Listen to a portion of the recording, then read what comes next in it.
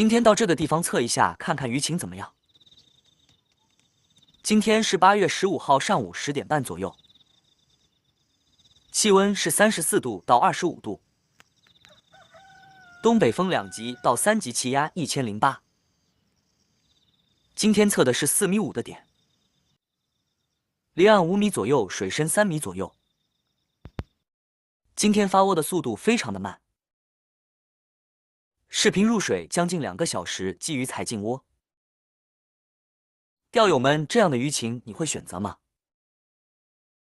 知道位置的钓友可以出发了。需要位置的钓友点赞加关注进群。位置已发到粉丝群了。个人建议来此做钓的钓友用短竿子做钓。中间没有鱼，摄像头看了2、3个小时都没看到几条鱼。边上有好多的小鲤鱼，就是不吃钩，也不知道啥原因。